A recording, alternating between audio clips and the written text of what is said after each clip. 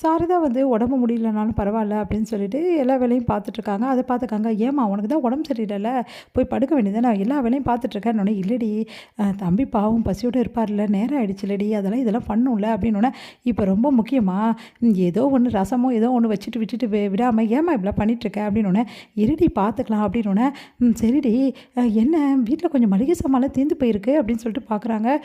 எப்படி இருக்கும், தினமும் கறியும் மீனும் இஷ்டத்துக்கு ஆக்கி போட்டா எப்படி வாழும் மளிகை சாமான்? அதனால காலி தான் ஆயிருக்கும்." அப்படின்றாங்க.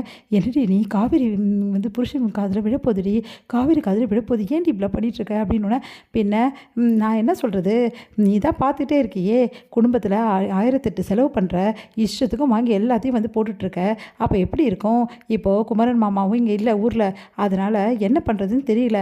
நீ என்னென்னா இப்படி இஷ்டத்துக்கும் செலவு பண்ணியிருந்தா எப்படிம்மா?" அப்படின்னோடனே, "இங்கே பாரு கங்கா, நான் உன்கிட்ட கேட்கலல்ல, காலி ஆயிடுச்சுன்னு தான் சொன்னேன், நான் பார்த்துக்கிறேன், நீ வேலையை பாரு. அதுதான் ஏன் வாயை அடைச்சிடுவியே, இது இஷ்டத்துக்கும் இதெல்லாம் கொஞ்சம் கூட சரியில்லைம்மா. என்ன அவர் கொஞ்சம் கூட வேலைக்கும் போக மாட்டேங்கிறாரு, எங்கேயும் போக மாட்டேன், இவர் பாட்டுன்னு வீட்டிலேருந்து சாப்பிட்டுட்டு தான் என்ன பண்ணுறதுன்னு."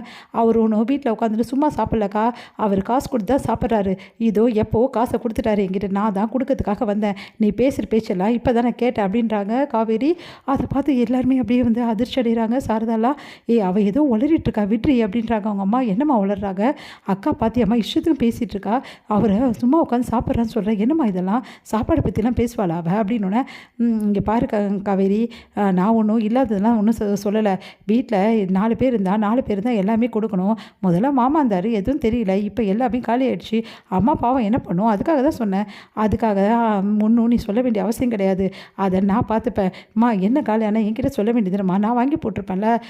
"இல்லடி, இப்போ தான் பார்த்தேன், அதுக்குள்ளே இந்த கங்கா பொறிஞ்சு தள்ளுறா, என்னடி பண்ணுறது இவளை?" அப்படின்னோடனே, "இங்கே பாருக்கா, அவர் நேற்று நைட்டே என்கிட்ட காசெல்லாம் கொடுத்துட்டாரு. இந்த மாதம் 1ஆம் தேதி பிறந்துடுதுல, காசு கொடுக்கணும்ல, வாடகைலாம் இருக்குது, எவ்வளோ இருக்குது விஷயம்." அப்படின்னு சொல்லிட்டு காசை கொடுத்துட்டாரு.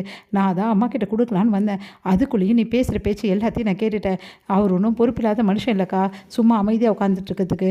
அவருக்கு நல்லாவே தெரியும் எது பொறுப்பு, என்ன பண்ணணும், ஏது பண்ணணும், நல்லா தெரிஞ்சு வருது அவர். இந்தாம்மா காசு." "ஏய் தம்பிக்கிட்ட ஏடி காசை வாங்கினேன்? நீ சொல்லாத, நான் கொடுத்தேன்னு சொல்லிட்டு நீயே கொடுத்த மாதிரி கொடுத்துருந்தா என்கிட்ட கொடுத்தாரு. ஆனால் நான் அப்படி தான் சொல்லி கொடுக்கலான்னு வந்தேன். ஆனால் அக்கா பேசின பேச்சுக்கு நான் அப்படி சொல்லி கொடுத்தா வேலைக்கு ஆகாதுல்ல, உண்மையை தானே சொல்லிக் கொடுக்கணும். அவர் உண்மையிலே இந்த காசு அவர் தான் கொடுத்தாரு, என்கிட்ட காசு அந்தளவுக்கு இல்லைன்னு அம்மாவுக்கும் தெரியும். இந்தாம்மா புடிமா." அப்படி சொல்லிட்டு கொடுக்குறாங்க. "ஏய் காவேரி இருடி, நீ பாட்டு கொடுத்துட்டு போயிட்டே இருக்க, தம்பிக்கிட்ட எப்படி காசு வாங்குறது? நான் சொல்கிறேன் கேளு காவேரி, திருப்பி கொடுத்துரு தம்பிக்கிட்ட." "அதெல்லாம் கொடுக்க முடியாதுமா, முதல்ல நீ கொடுத்தாலும் திருப்பி கொடுத்துருப்பேன். அக்கா எப்போ இப்படி இந்த மாதிரி பேசுகிறாளோ, திருப்பி கொடுத்தா அவருக்கு மரியாதை இருக்கணுமா, அதனால் திருப்பியெல்லாம் கொடுக்க முடியாது." "ஏ காவேரி சொன்னால் கேளு காவேரி, முதல்ல தம்பிக்கிட்ட இந்த காசை கொடு, எதுவாக இருந்தாலும் அப்புறம் பார்த்துக்கலாம்." அப்படின்றாங்க. உடனே வந்து அப்படியே கங்கா வந்து பார்த்துட்டு முறைச்சிட்டு, நல்லா நாடகம் ஆடுறாங்க எல்லாரும் அப்படின்னு சொல்லிட்டு போகிறாங்க. "பாத்தியாம்மா அக்கா பேசுகிறா, இப்படி பேசுகிறான்னு சொல்லிட்டு." அப்படின்னோடனே, "அக்கா பேசுறதெல்லாம் விட்டு அவளை இப்போ பார்க்குற, அவள் எப்போவுமே அப்படி தான், தம்பிக்கிட்ட காசு வாங்க வேணாம், சொன்னால் கேளு." "ஏம்மா நான் சொல்கிறத கேளுடி, அதெல்லாம் பெரிய தப்பு, தம்பியே இப்போ தான் வந்திருக்குது, கொஞ்ச நாளாக தான் நம்ம வீட்டில் இருக்குது, இப்போ அவர்கிட்ட காசு வாங்கினா நல்லா இருக்காது காவேரி.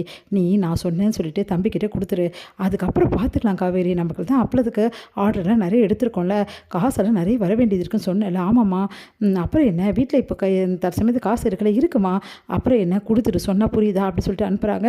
எங்கள் காவேரி கொடுக்க வராங்க. உடனே விஜய் வந்து, "ஏன் காவேரி ஏன் கொடுக்கல?" அப்படின்னு சொல்லிட்டு கேட்டோன்னே, "இல்லைங்க அம்மா தான் சொல்லிட்டாங்க, வீட்டில் காசு இருக்குது, தம்பிக்கிட்ட வாங்க வேணாம், அப்புறம் தேவைன்னா வாங்கிக்கலாம்னு சொல்லிட்டாங்க." அப்படின்னோடனே, "இங்கே பார் காவேரி, அதெல்லாம் தெரியாது, அத்தைக்கிட்ட நீ கொடுக்க வேண்டியதுன்னு இரு." அப்படின்னு சொல்லிட்டு அவரே வந்து சமாதானப்படுத்தி சாரதா கிட்ட கொடுத்துட்றாரு.